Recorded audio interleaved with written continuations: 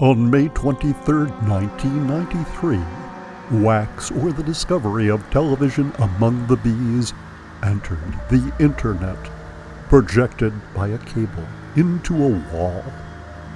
Inside that internet, there are no movies there. And so wax, waiting until the last frame enters the wall, then begins the first movie on the internet, to continue forever, for that is how the first movie on the internet begins, at the first frame after the last frame. A true story, and this is that movie, and in reverse. And so, we begin.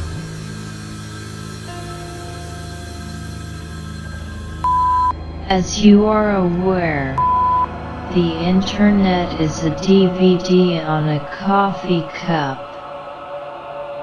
I could show you how that happens, how the handle of the coffee cup becomes the hole in the center of the DVD. How the interior of the coffee cup disappears into the surface of a flat disc as I spin. I am the first movie on the internet. I am inside a DVD on a coffee cup. I could show you how that happens. How the movie appears between two frames, between the front and the back of the DVD disc. I am the first frame after the last frame. I am the movie in the DVD on the coffee cup. I am wax, or the discovery of television among the bees. I am 999 years, 364 days, 23 hours, 59 minutes, and 48 seconds long. And then it was dark, until dawn.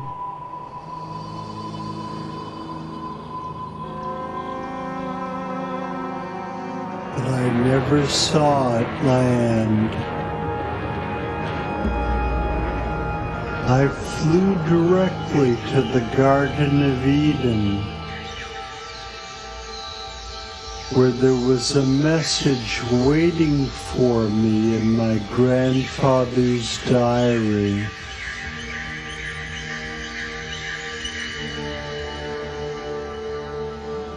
But I never saw it land. I flew directly to the Garden of Eden, where there was a message waiting for me in my grandfather's diary.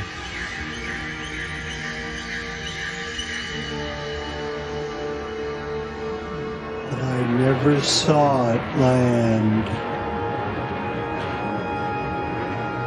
I flew directly to the Garden of Eden, where there was a message waiting for me in my grandfather's diary.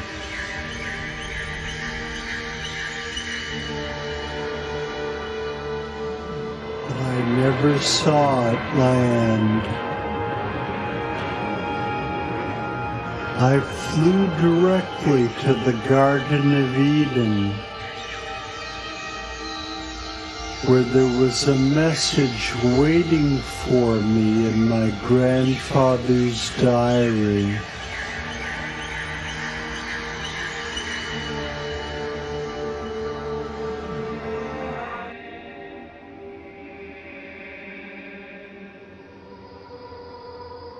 The shuttle landing on his head.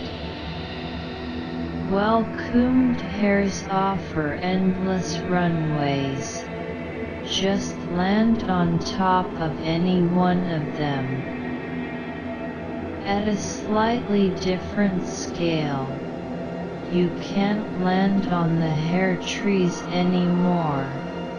You can only steer into between the gaps, crash landing, hoping you'll get out through the smashed windshield alive, and that the place you land at isn't too near the egg cache of some alert predator.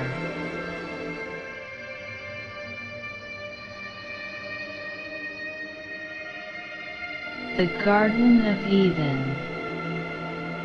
Always open, always lit, always lacking customers. Jacob finds the door open, unlocked as always. He appreciates the privacy, but since this place is listed in the tourist books now, why isn't it filled with billions of people from everywhere?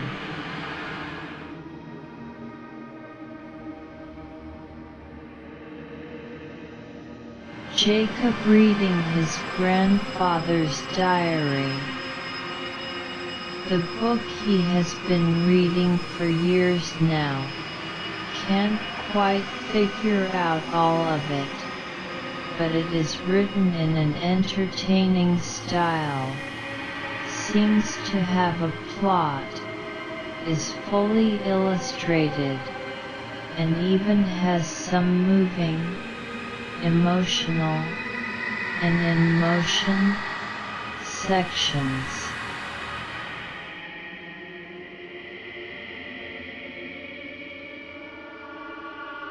The concrete Garden of Eden sign. Blink, blink, blink goes the radium metal embedded in the concrete. Other trace elements, which emit odors for millions of years in the same way that radioactive materials emit radio without stopping. Transmissions moving from star to star, never quite loud enough to hear, never quite soft enough to block, are embedded under every other letter. Plus, the whole thing is lit at night, or would be, if night ever came. Parts of the general machinery are broken.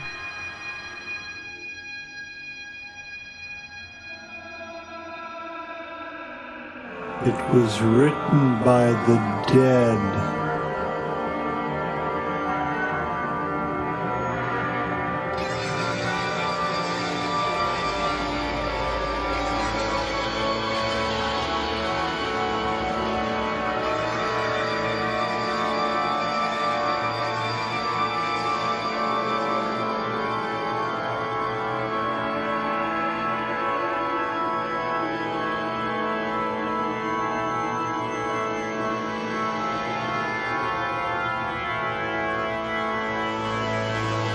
It was written by the dead.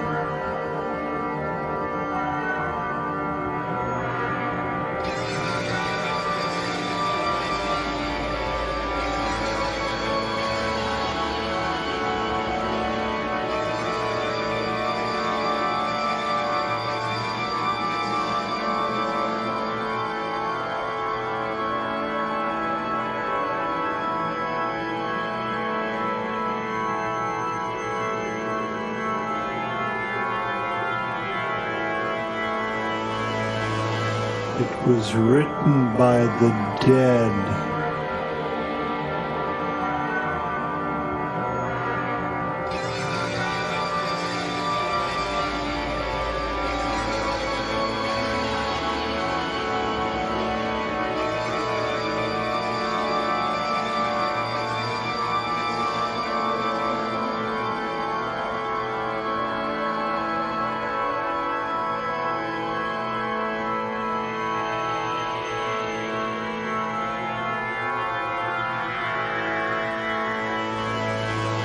It was written by the dead.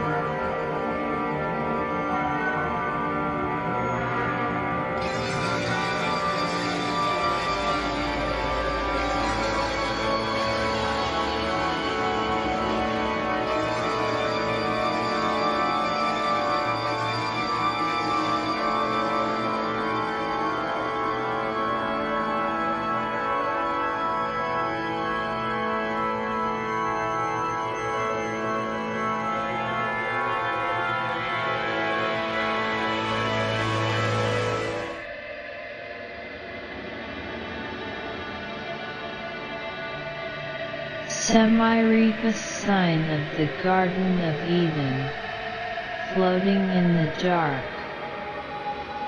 A dynamo, set up here to create compass confusing magnetism. This small magnet field also protects this place from some little particles that generally aren't allowed into healthy human environments. Earth has a magnet in its belly, and Mars doesn't. That's why we have people who wonder how to get off the planet, and Mars doesn't have anyone at all. They left a while ago. Not during my watch.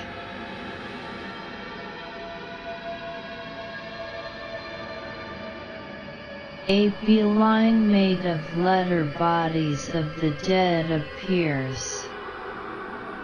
Each letter body is a single gesture accidentally recorded during a long life.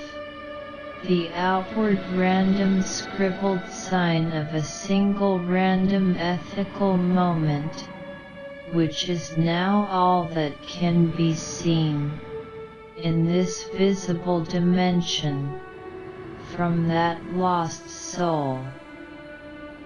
Other parts, in fact the entire life, are intact, but highly compressed, and kept elsewhere, in another dimension which isn't quite intuitive to people like you and me.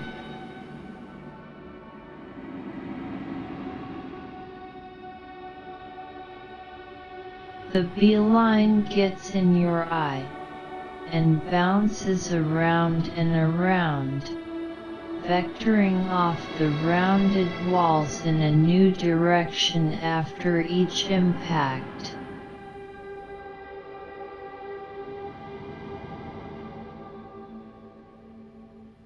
A chain of words, simple self-replicating machine, drags itself across Jacob's face, across his mouth, as if Jacob were the phonograph needle needed to play the song hidden in the sequence of twisted scribble.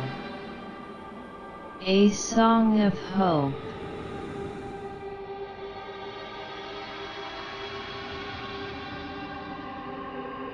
Jacob appears in negative. There is a bee body where his brain should be. Jacob has become so sympathetic to the communications of the bees that he can image his brain as the body of a suffering bee. And who knows?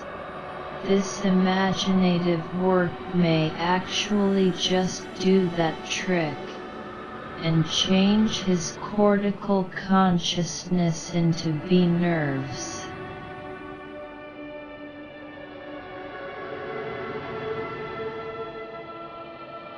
Jacob, lost in a foggy space. Frogs hoot and swoop through this watery sky.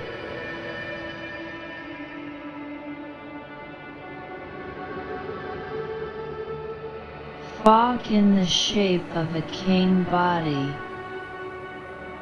Soft foghorns blare in the near distance, as an ocean of clear bee blood laps at the shore, where Jacob's footprints can be seen in the sand. Where has he gone? Is he the only other one here?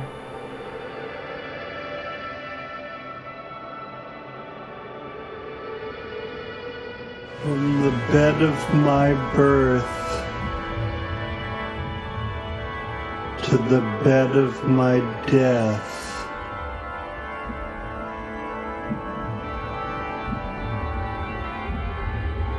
and beyond,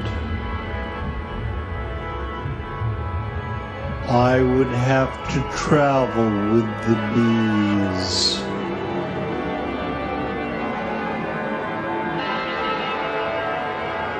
To find the person that I was meant to kill on a planet inside the earth. From the bed of my birth to the bed of my death,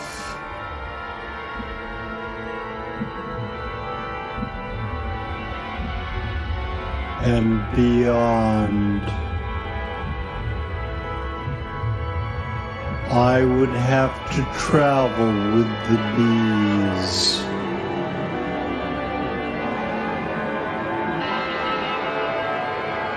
To find the person that I was meant to kill on a planet inside the earth. From the bed of my birth to the bed of my death,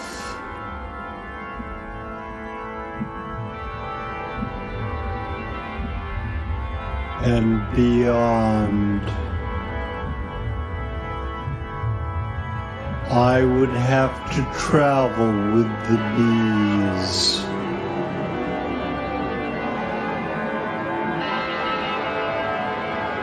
To find the person that I was meant to kill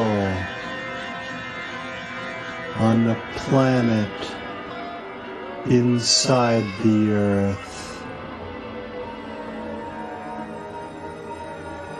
From the bed of my birth to the bed of my death,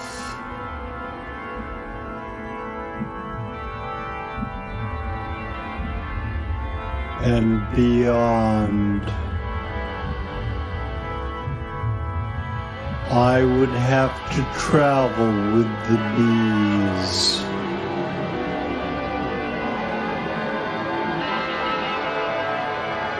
To find the person that I was meant to kill on a planet inside the earth.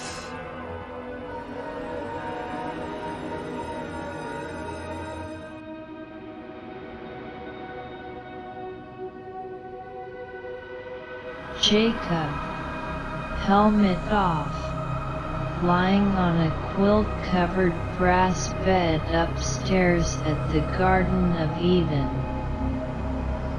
Home sweet home, the air filled with the odors of cooking, fresh paint on the walls, dust frying on top of the static-charged television, as the phone rings and rings and rings and rings, and Jacob just falls right to sleep.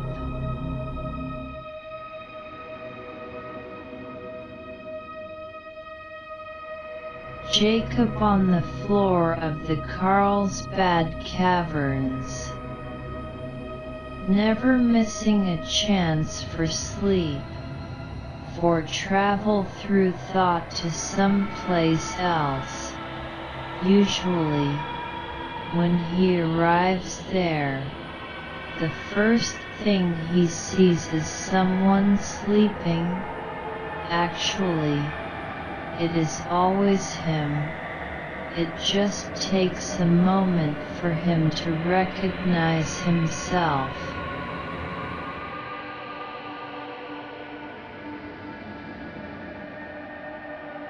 He sleeps right on top of a diagonal force line, which can be heard humming under the faintly trembling rock.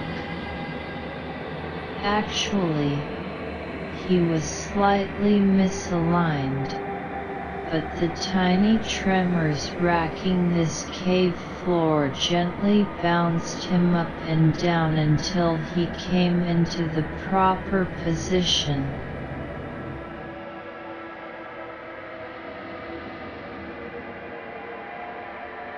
His dark veiled face, down there on the cave floor, he follows doppelganger protocol, and though he would really like to think of something else, right now he feels pressing memories of a random dinner, fish, noodles, while living birds dive too close to his plate, all tinged by the smell of pizza from another part of the restaurant, half masked by cheap tobacco and the whining smell of his flattening beer. He maintains discipline, and wills himself only to think of his other self, lying flat on the brass bed. Back at the Garden of Eden, the two people, both of whom are him, dream each other into, or is that out of, existence.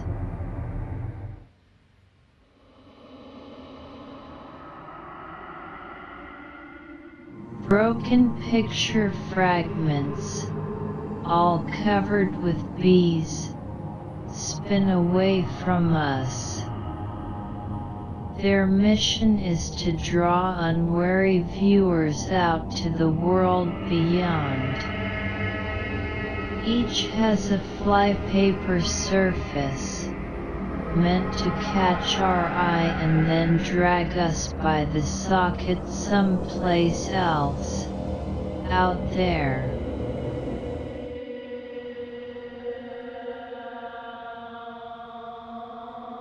The left marble eye of the reclining, hoe-split concrete able. What crop is meant to grow in that furrow?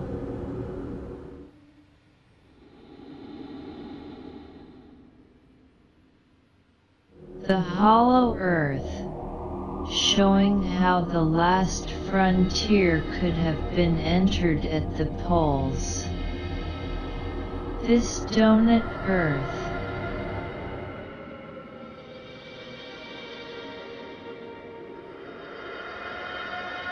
a cutaway showing a strange and beneficent sun floating inside the earth, and the outlines of strange continents where the unwary daily await our conquest.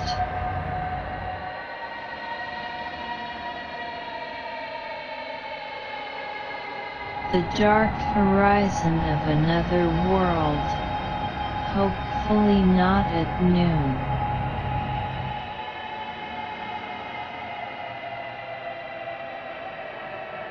The Mesopotamian bees of my grandfather were waiting for me on this planet. The Mesopotamian bees of my grandfather were waiting for me on this planet. The Mesopotamian bees of my grandfather were waiting for me on this planet. The Mesopotamian bees of my grandfather were waiting for me on this planet.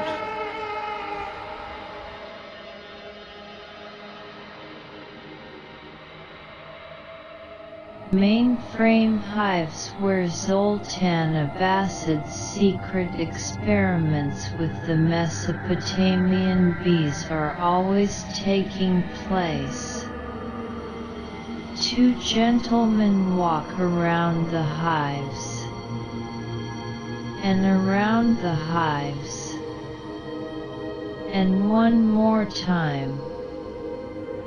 Seems they have been hired on as clock clings, people who stand in place or move slowly or even quickly, depending on whether they have been hired as day, hour, minute, or second. Their position is magnetically controlled by the hive dynamo.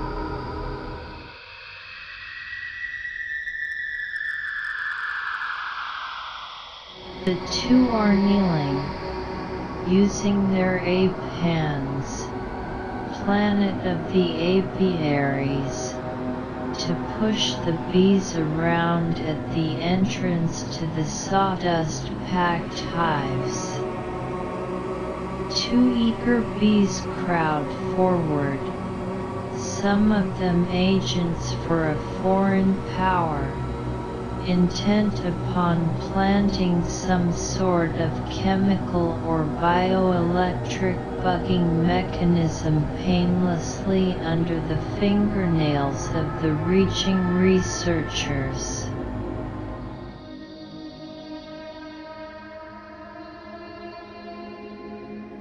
Bees resting in sweet innocence on the hand of the human, prime instrument of human/bee contact.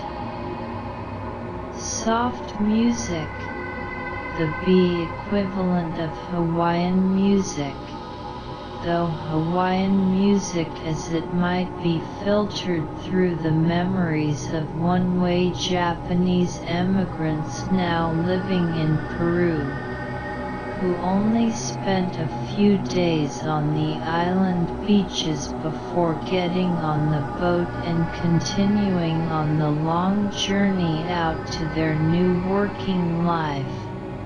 No more idle time in South America. A dream of a past and temporary idleness in a familiar and exotic place under the sun.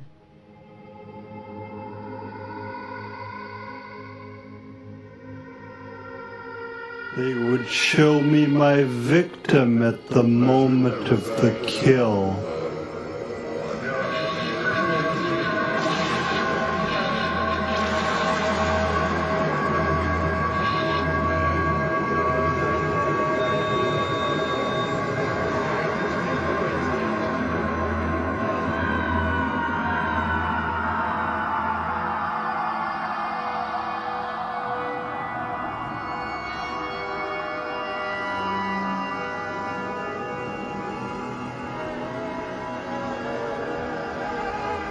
They would show me my victim at the moment of the kill.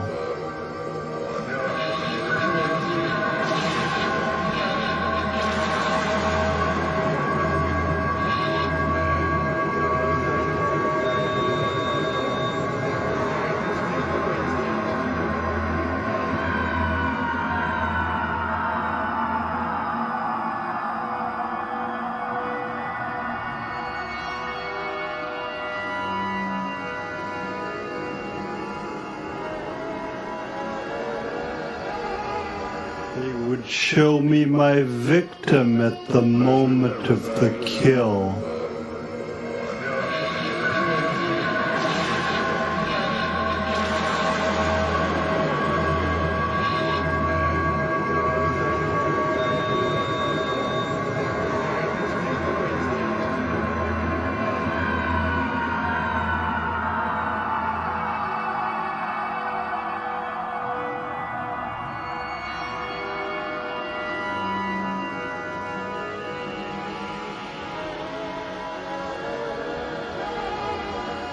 would show me my victim at the moment of the kill.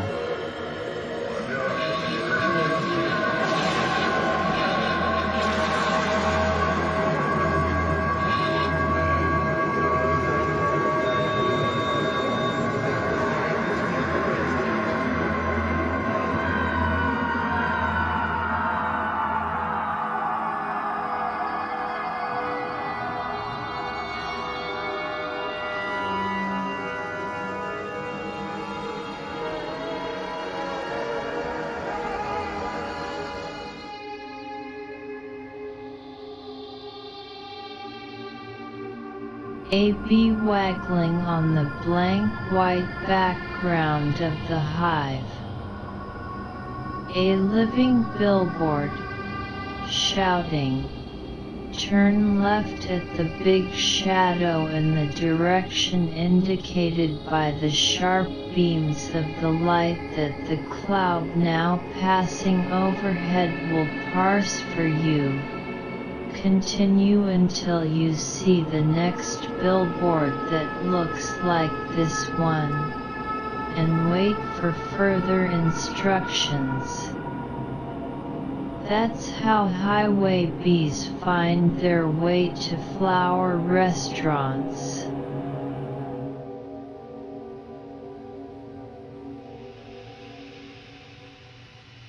Central cell of the BTV, whose center is that X you keep seeing everywhere, and whose radius just goes on and on.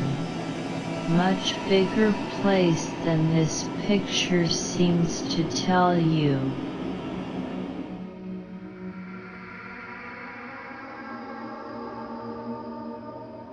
The split face of James Hivemaker, who telepathically senses that word, kill, and wakes up.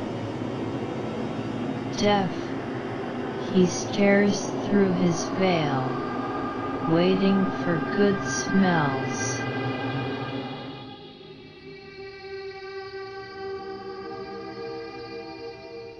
A small white box, and what's inside it looks a little bit like James Hivemaker, though you may have to squint just a little bit for the resemblance.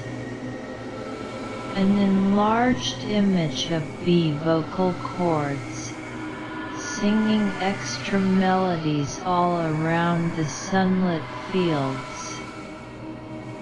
The voice box of that one lone bee that managed to escape the terrible winter experiments of Zoltan of Acid.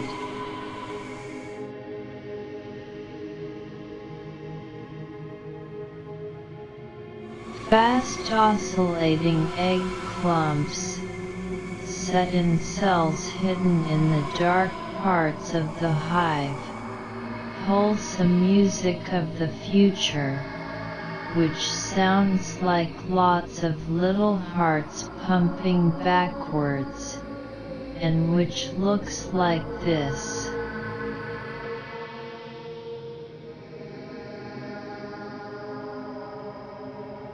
A quantum animal, toothless and old, tries to break free from the electrical zoo cell in which the bees have kept it for almost 20 years now, feeding it a correct diet, but denying it a mate, and forcing it to stand and be stared at 5 days out of 6. They have a 6-day week on this planet, which is a bit closer to its sun than Earth is. Actually, this effort has become its signature behavior, repeated minute after minute, hour after hour, something that all the visitors to the zoo get to see.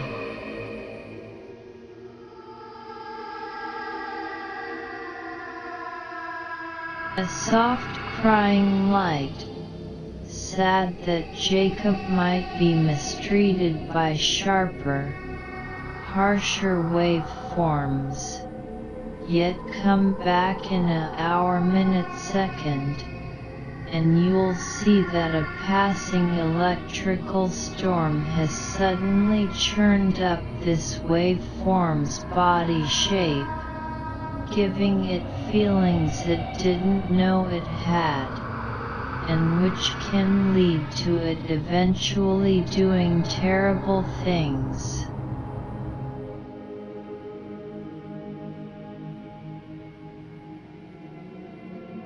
A grotesque skull and thigh bone.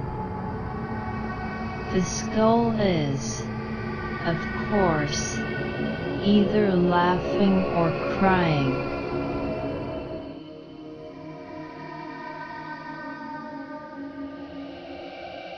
This picture, carried by some bee to its equivalent of an international airport, stuck without thought into the center of a magazine dropped into suitcase 3, the big red one with the broken wheel.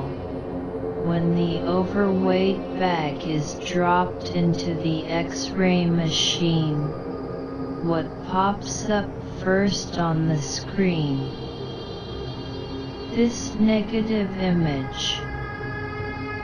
Somehow the photo has leaked and stained the entire suitcase with an extromissive, self-developing image ray which causes the entire contents of the case, from underwear to extra shoes, all to organize into a composite image that exactly matches the original.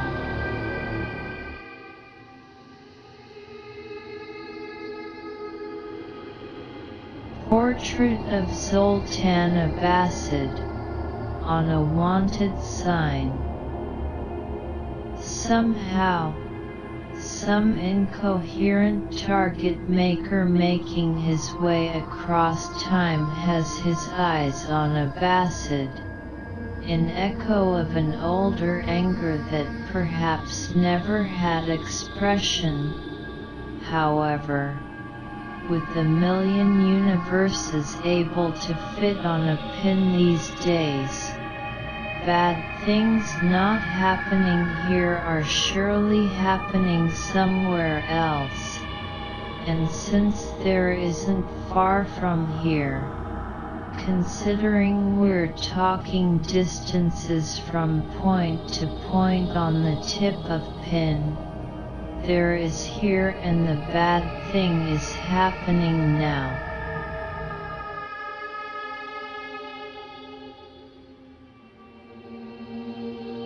Bees in color doing their busy work, bodies packed against each other.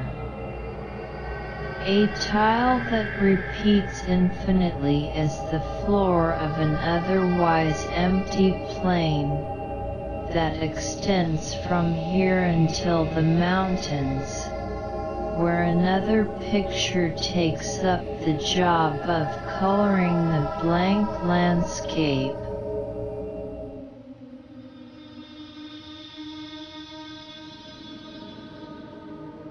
At the end of the story, I was still dead. At the end of the story, I was still dead. At the end of the story, I was still dead.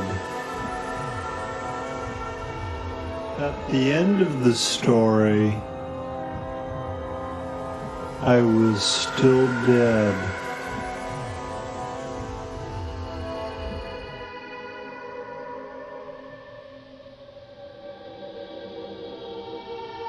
Jacob lies alone and perhaps dead on the floor of the cave, conveniently laid out in a patch of light.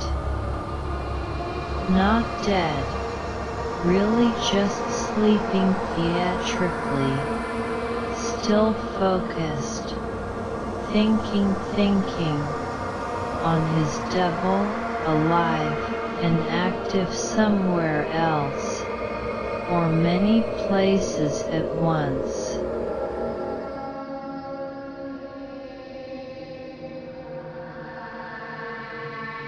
Closer. His glove is a bit thick and hides the somewhat cooler floor temperature from his fingertips, and hides the slight tickling motion of his fingers, moving back and forth in dream rhythm, from the blurred eye of our sight. He is using his fingers to count time, 1, 2, 3, 4, 5, and then backwards, in a different order.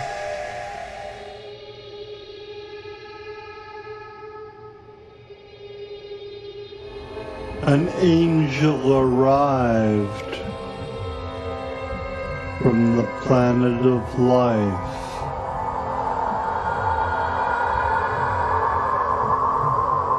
to take me back to the white sands.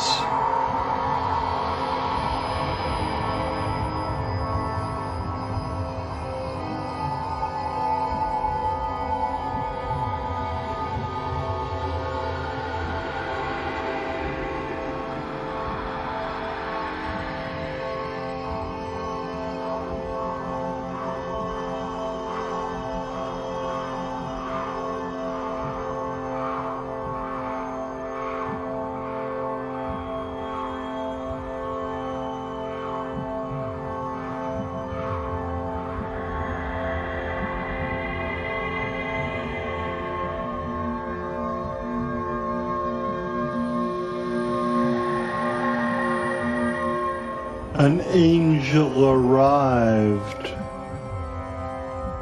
from the planet of life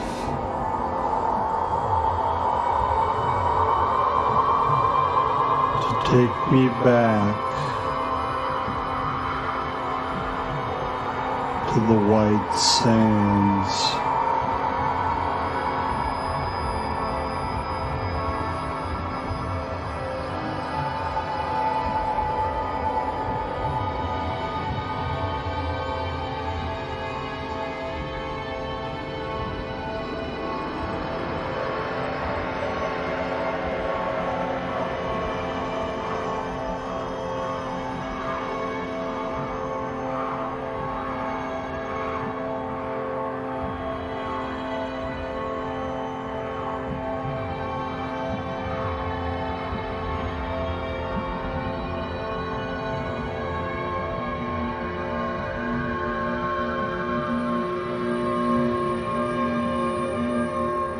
An angel arrived from the planet of life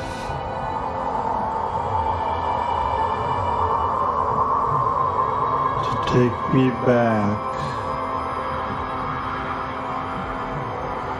to the white sands.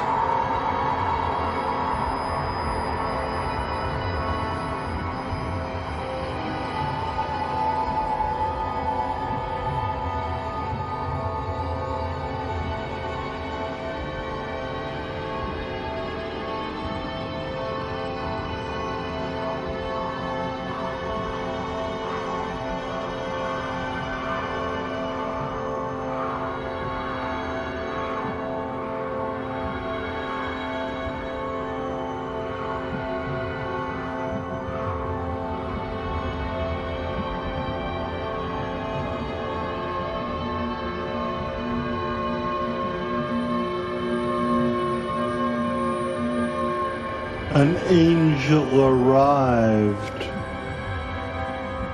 from the planet of life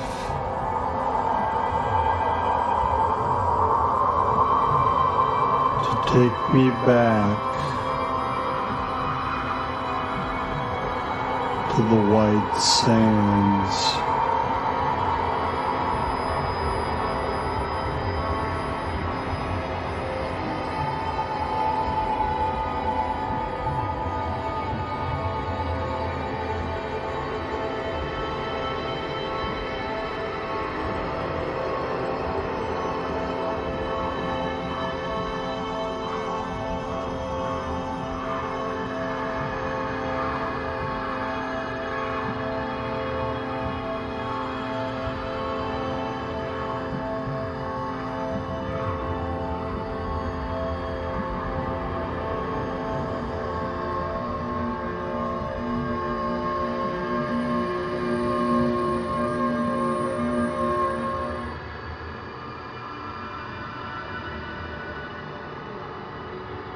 A fabulous winged mechanical angel, or angle, twists itself back and forth with a soft flapping, as the living desert and the mountains beyond appear on its back.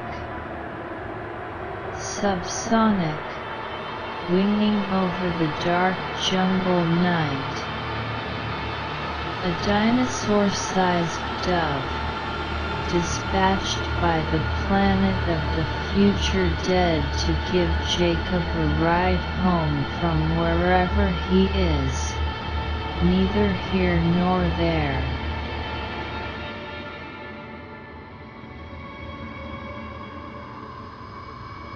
The fast flapping angel carries the horizon, and resting on that bendable horizon, the spring that powers the wing of the mechanical bird, we can now see careless Jacob, who was taking a horizon nap at the white sands, and somehow got carried away.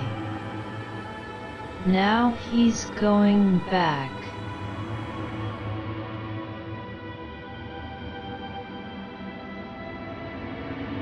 The lucid dreamer.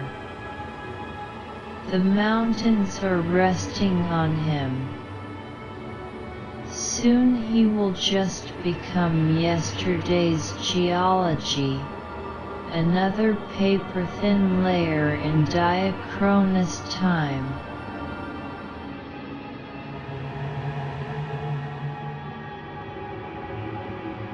Someone or something is digging the dirt out from under Jacob, or all the sand is going down the drain, and he is heading in that direction too. The great stage of this place has moving floors, 7 types of hydraulic, radio-controlled scene elevators, and seats for an audience of 10 or 100, if you put 10 per seat, or 10,000, if you use 1,000 instead of 10, since the kind of person who comes to this sort of place is usually transparent and able to be in 2 places at once. It isn't that difficult to fit in the crowds of paying customers.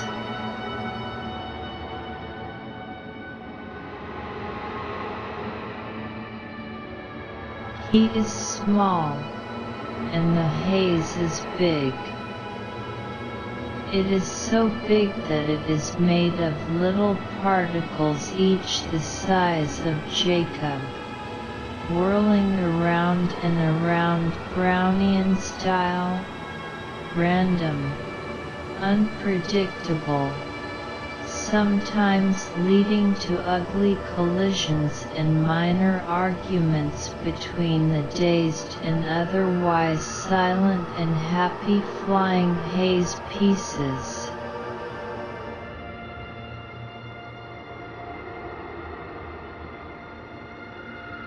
We see the moon, haloed by a light that makes soft shadows. Naturally, moonlight is as precise as polarized light. But animal methane the past billion years has put up a diffusing filter, which softens the light, and prevents certain creatures from getting here to get at us, by riding beams of light down the night, jumping off before the photos crash, and grabbing at anything warm.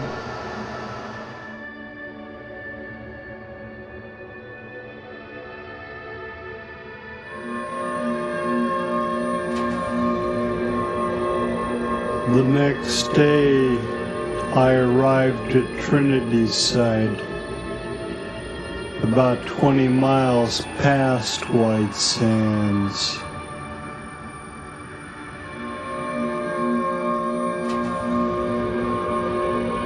The next day, I arrived at Trinity's side, about 20 miles past White Sands.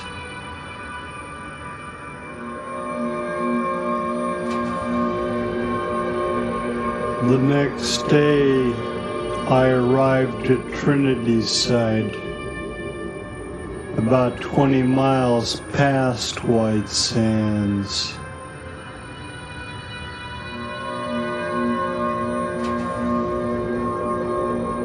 The next day, I arrived at Trinity's side, about 20 miles past White Sands.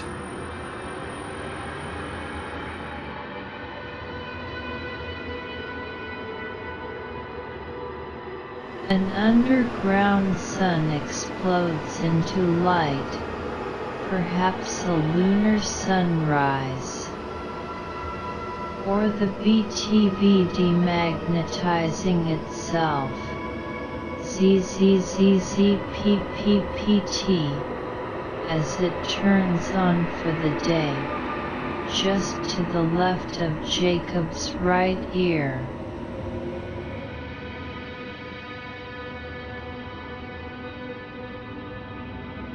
Looking right at the sun, seeing we can't see into it. Most people alone in the woods at night are afraid of things sneaking up on them through the dark. But the bees, even though they worship the sun, and have based several of their core technologies on its daily reappearance, are afraid of bad things sneaking up on them out of the anti-shadow, the too bright spot in the middle of the sky, which leads who knows where.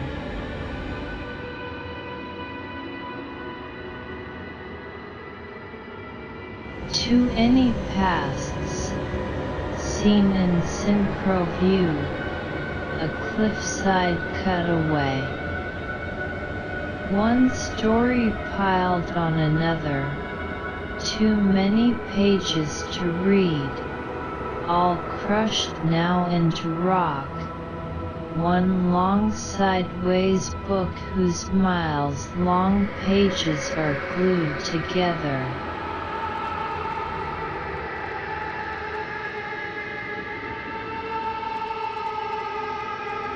The cliff wound wishes that it could just close itself up by huddling up with a similar ridge it sees about 2 miles away. But how we'll get over there? The gap is too wide.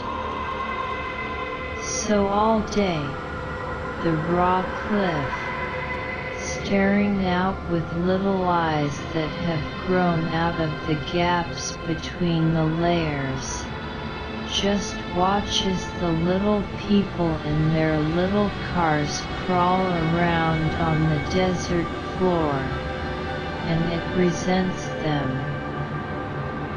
But the desert people aren't afraid. Sometimes, just to scare the cliffs, they'll drive one of their puny bulldozers and a couple of dump trucks right up the shelf, then dig out and haul away a couple of tons, which they haul away and contemptuously dump right in the middle of the blank veldt.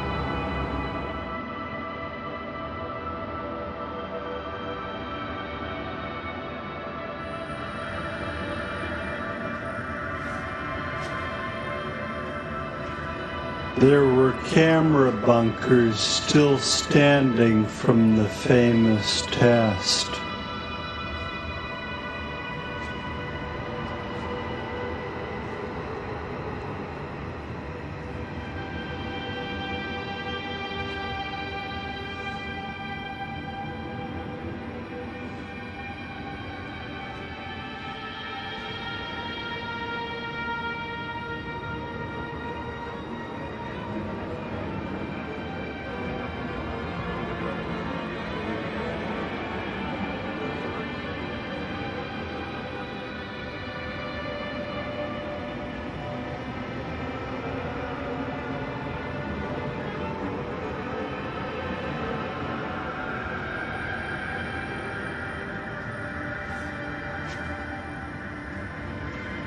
There were camera bunkers still standing from the famous test.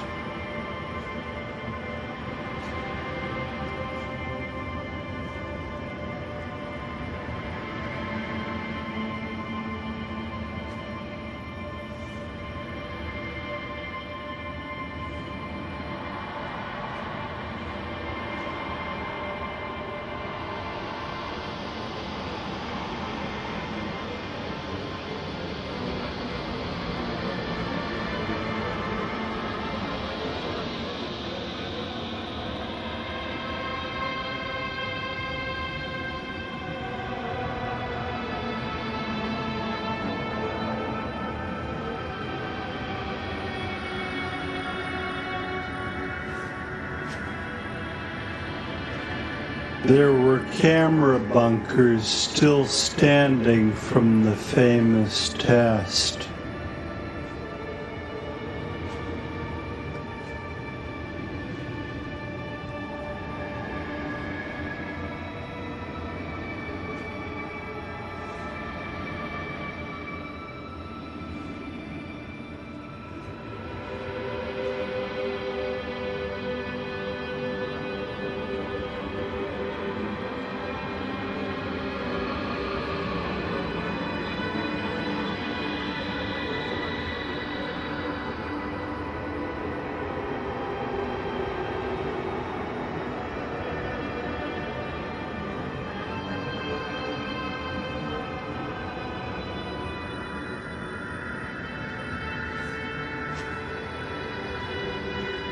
There were camera bunkers still standing from the famous test.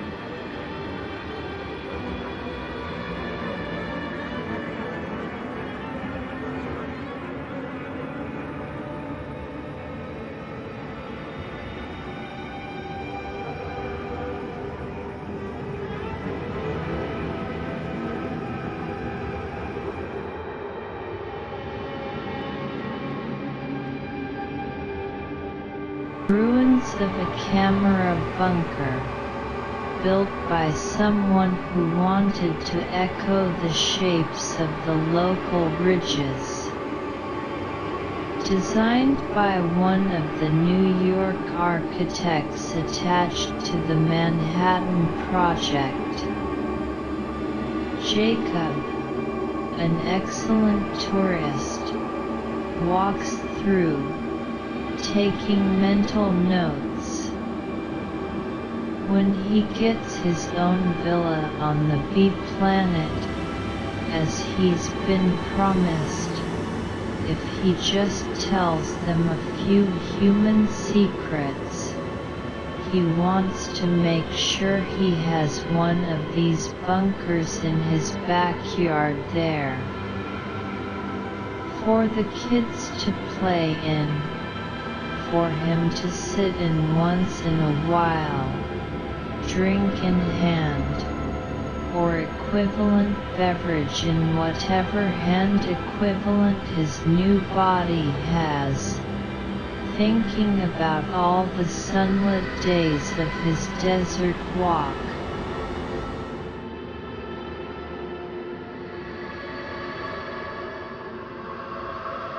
Jacob walks along the cliffs towards the hiding edge of the bunker, hoping that there is some shadow, some place where the camera won't be able to see him.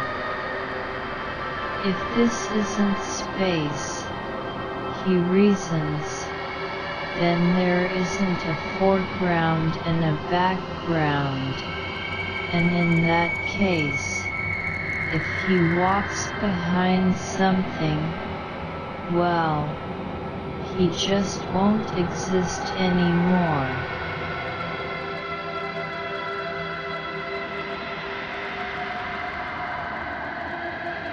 From inside this rattlesnake den, we see dual Jacobs, both pausing mid-frame to look around, as if vaguely anxious.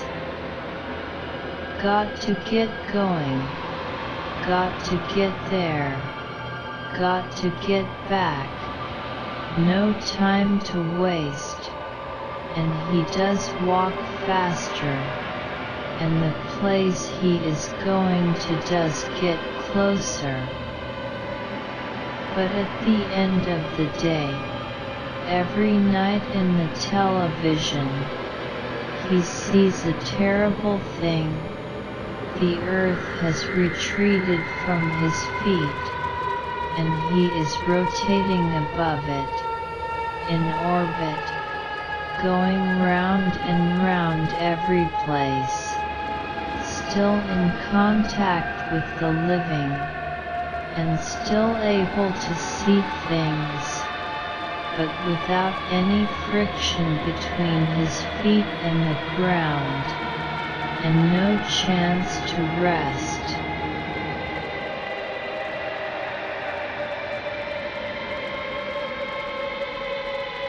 Jacob turning his head motivates sudden images of the bunker at the time of the famous test of the famous bomb. How wonderful. Wasn't used because it blew up when they tested it, though there was another one left over, and where did that go? A soft-edged black and white form with a clearly visible door, and those same mountain ridges behind. A garden shelter, inviting travelers into its shade. All that is needed are a trellis and vines. No vines? Use these rattlesnakes. They don't move much. Some water. Need to run a pipe out here. Then can put the electric and telephone lines in the same hole. And we'll also need something heading back, connecting to the sewage trunk line. Everything all planned. Then blam, someone blew up that bomb.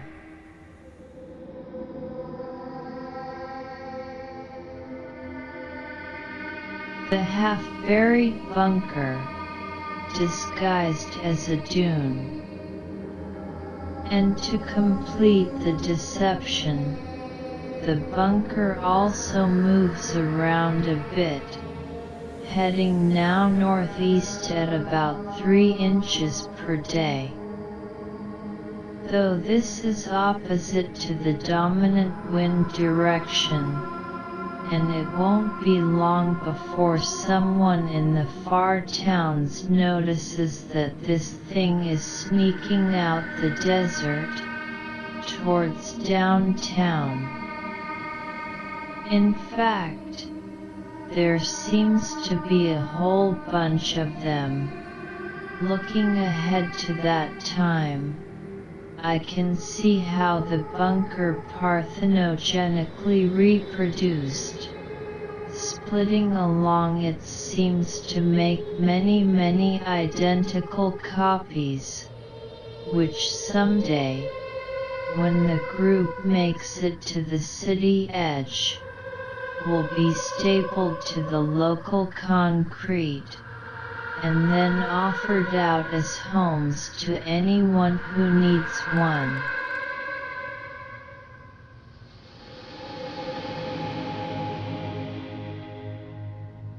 A color vision of the antique camera bunker, part of the fabulous Cinerama system which the producers of the first bomb movie, shot here, used to create those well-known wrap-around, warp-around panoramas which decorated so many homes at the time. The turn-of-the-century stereogram craze had everyone staring straight ahead into exitless binoculars.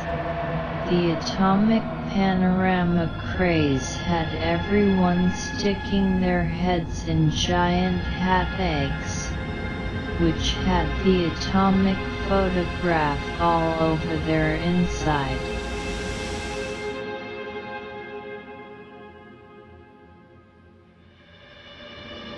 Black and white heavily shadowed mountains in the far distance, creaking slowly forwards, coming to get you.